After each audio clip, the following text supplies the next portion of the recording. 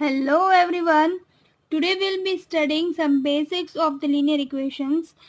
तो अगर हमारे पास दो इक्वेशंस है लीनियर इक्वेशंस तो वो किस टाइप से हो सकते हैं लाइक दो लीनियर इक्वेशंस है तो हम उसको कैसे ड्रॉ कर सकते हैं या तो वो दोनों लीनियर इक्वेशन जो है वो इंटरसेक्टिंग होंगे राइट ये जैसे कि है दोनों कैसे हो सकते हैं इंटरसेक्टिंग हो सकते हैं या फिर वो दोनों जैसे कि ये लीनियर इक्वेशन है उसी के ऊपर एक दूसरी लाइन में बना दूँ कोइंसिडेंट हो सकते हैं या फिर एक लाइन इधर और दूसरी लाइन इधर पे मतलब दोनों पैरेलल। देखिए अगर वो पैरेलल नहीं है तो वो कहीं पे तो जाके इंटरसेक्ट होते ही होंगे तो वो इंटरसेक्टिंग हो जाएंगे या फिर वो कोइंसिडेंट। तो वो तीन ही पॉसिबिलिटीज है लीनियर इक्वेशन की। तो हम क्या लिख सकते हैं या तो इंटरसेक्टिंग या फिर कोइंसिडेंट और या फिर पैरेलल।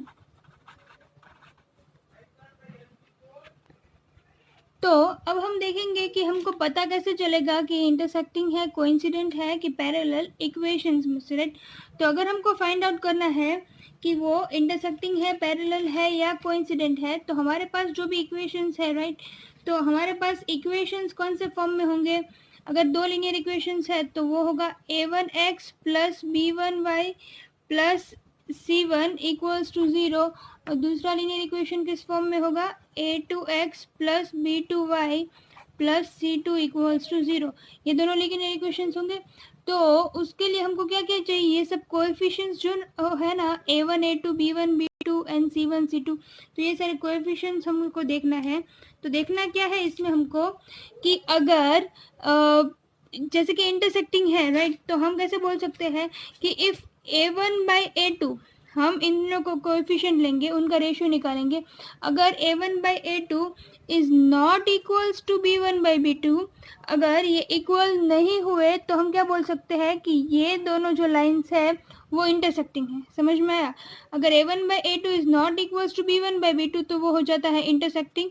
सिमिलरली कोइंसिडेंट मतलब क्या कि if a1 by a2 is equals to b1 by b2 is equals to c1 by c2 मतलब ये तीनों अगर सेम है तो क्या हो जाएगा वो कोइंसिडेंट हो जाएगा। और पैरेलल मतलब क्या कि a1 by a2 is equals to b1 by b2 ये दोनों तो इक्वल होगा a1 by a2 is equals to b1 by b2 but it is not equals to c1 by c2। समझ में आ रहा है। अगर a1 by a2 is equals to b1 by b2 but it's not equals to c1 by c2 then they are known as parallel lines। okay so there are three types a1 by a2 is not equals to b1 by b2 तीनों equal है ये दोनों equal है पर ये equal नहीं है right. अब देखिए अगर दो लाइंस इंटरसेक्टिंग है राइट तो अगर ये इंटरसेक्टिंग है तो उनके सॉल्यूशंस कितने मिलेंगे एक ही क्योंकि ये दोनों कितनी बार इंटरसेक्ट होंगे एक बार राइट। तो हम बोल सकते हैं कि इन दोनों के बीच में कॉमन पॉइंट्स कितने हैं ओनली वन राइट। सिमिलरली ये जो है दो कोइंसिडेंट लाइन है तो कोइंसिडेंट लाइन होगी तो उन दोनों के बीच में कॉमन पॉइंट्स कितने होंगे infinitely many right.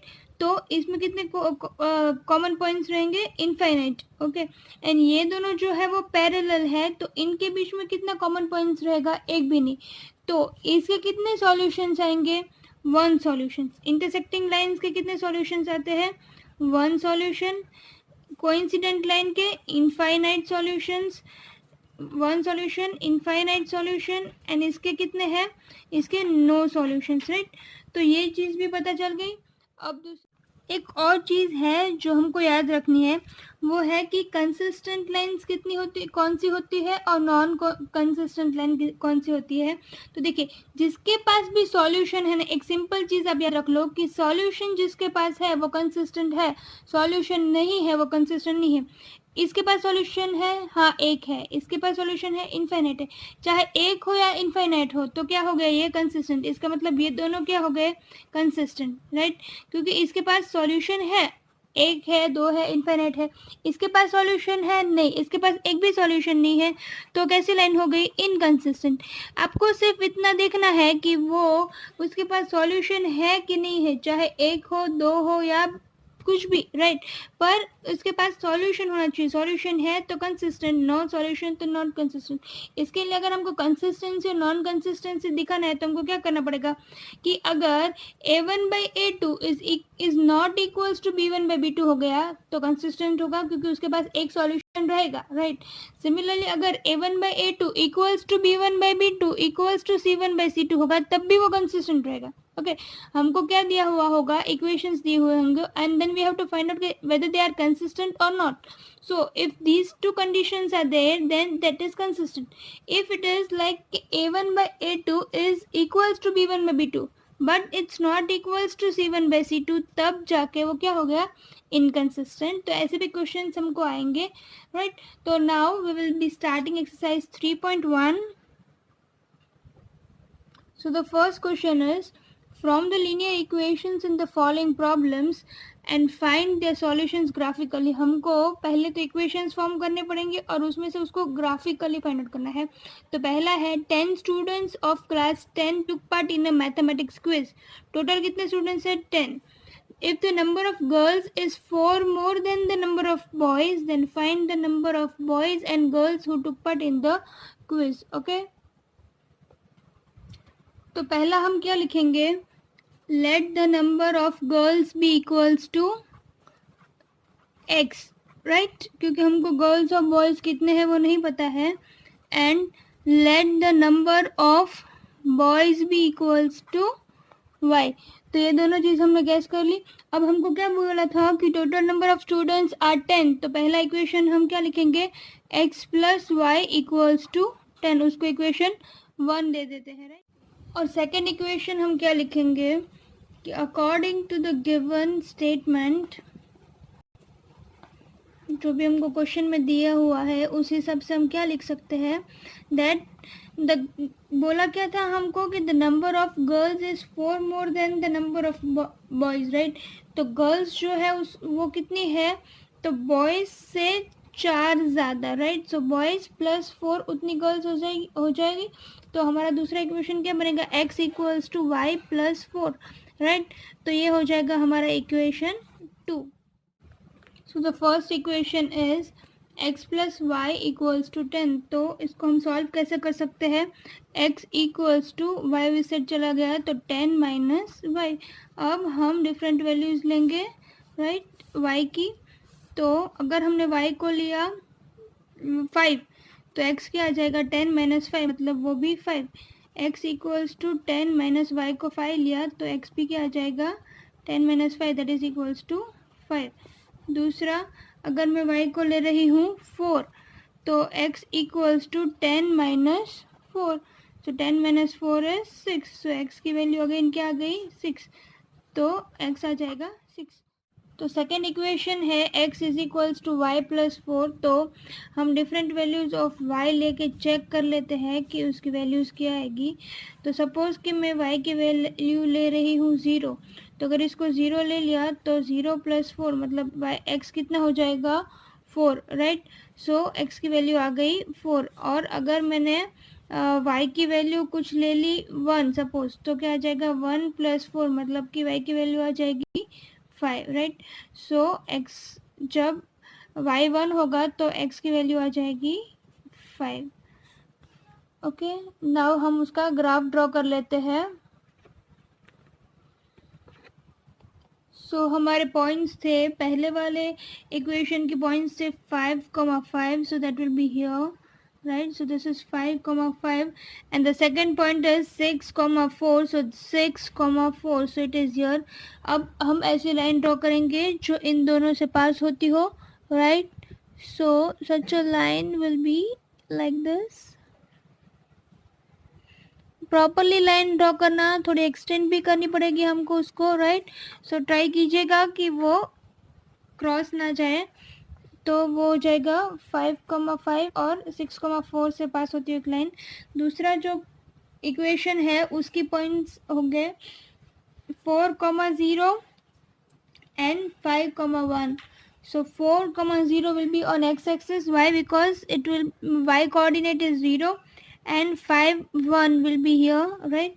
so now we'll draw a line passing through both these points. so these line is like this.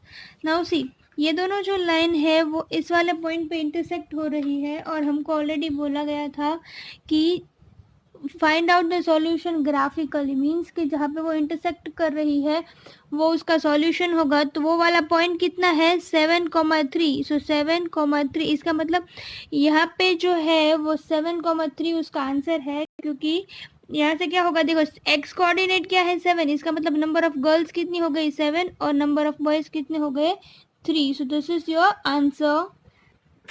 So let us write it down that number of girls equals to 7 and number of boys equals to 3.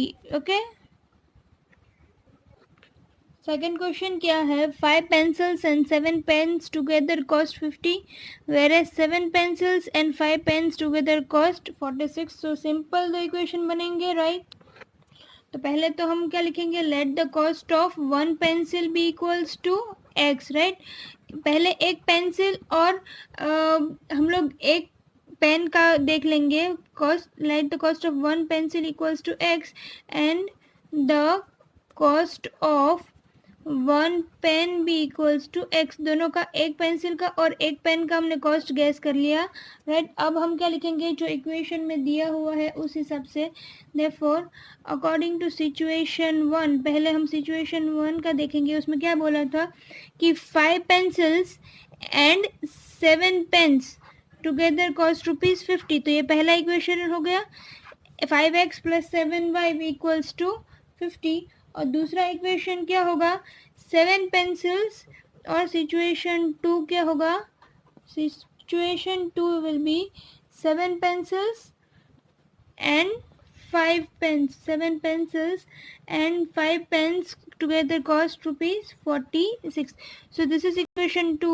Now इन दोनों को जैसे हमने first वाला question में किया, same way इन दोनों के solutions find out करके ग्राफ में प्लॉट करेंगे और जहाँ पे भी वो इंटरसेक्ट होगा वो हमारा पॉइंट होगा जहाँ पे वो दोनों उसका सॉल्यूशंस होगा, राइट।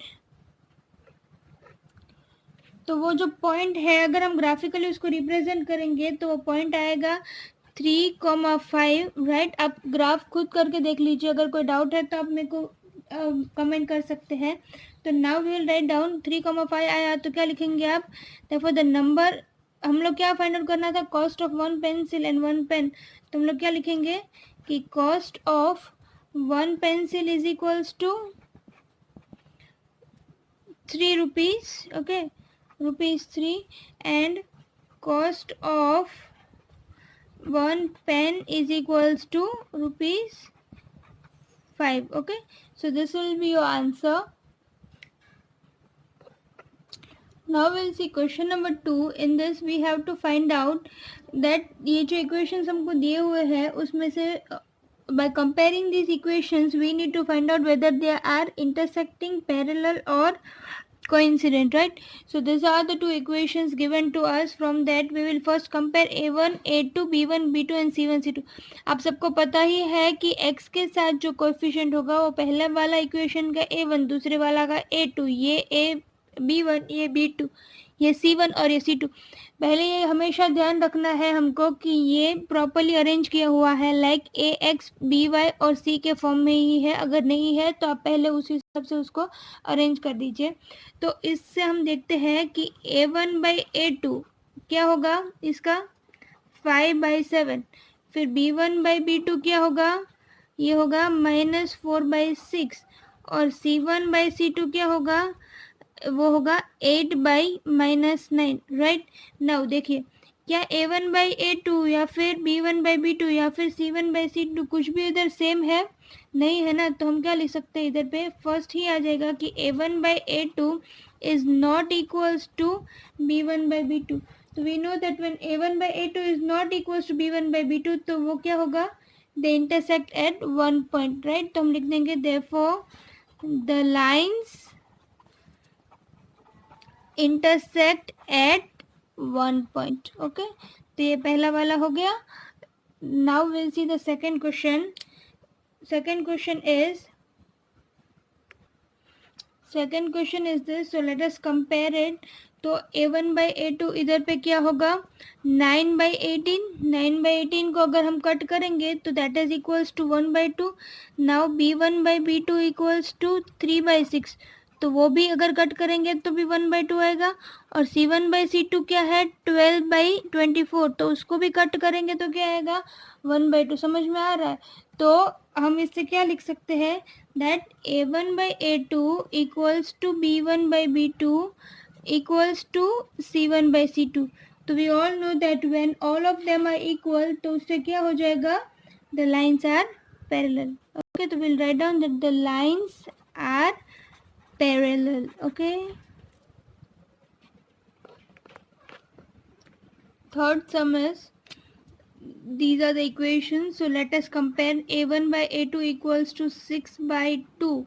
अगर हम उसको कट करेंगे तो क्या आएगा 3/1। b1/b2 will be equals to -3/-1। So again उसको कट करेंगे तो क्या आएगा 3/1। और c1/c2 क्या है 10/9। तो we can say that here a1/a2 is equals to b1/b2। ये भी 3/1 है और ये भी 3/1 है, तो a1/a2 is equals to b1/b2, but it is not equals to c1/c2। so उससे क्या पता चलेगा that these two lines मतलब these lines are parallel। तो हम क्या लिखेंगे therefore the lines are parallel।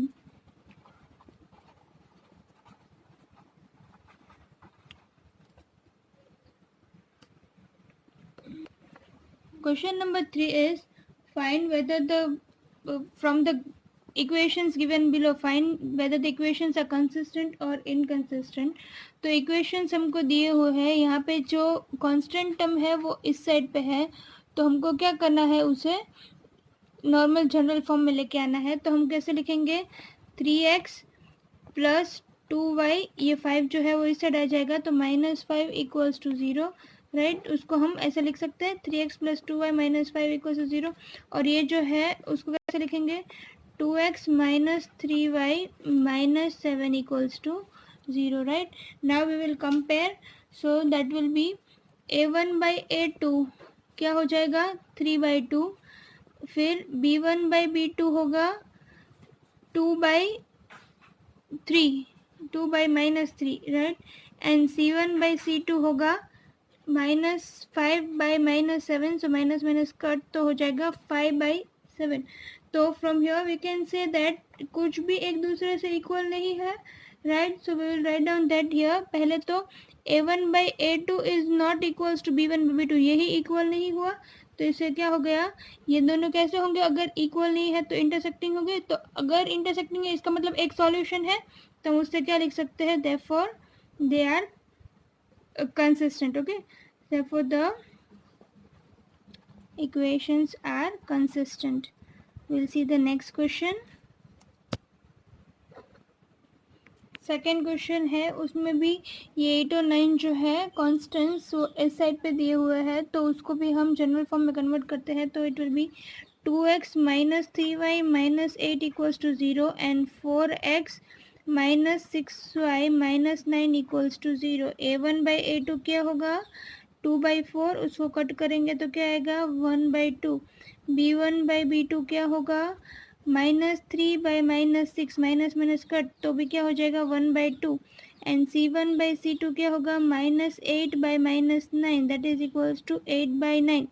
सो इसका मतलब यहाँ पे क्या है a1/a2 is equals to b1/b2, but it is not equals to c1/c2। What does it mean कि ये दोनों कैसे होंगे पैरेलल। ओके, तो we will write down that therefore the lines are parallel। okay,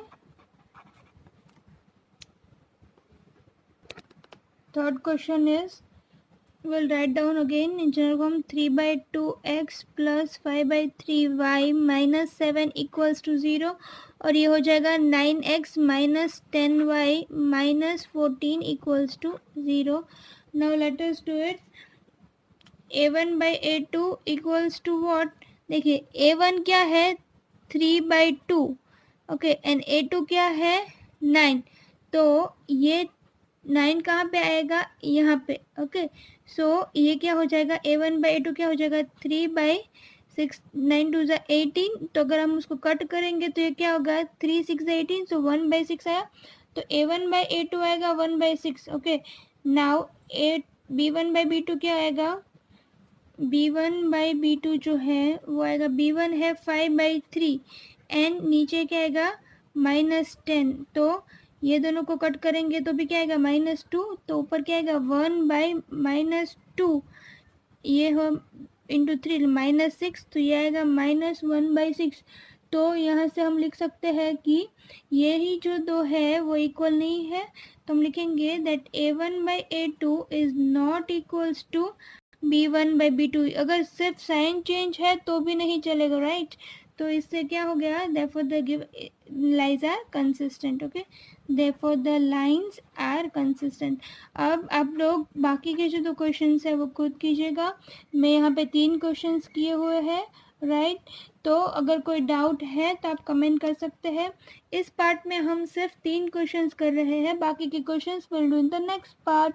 So keep watching Easy Study, like, share and subscribe it.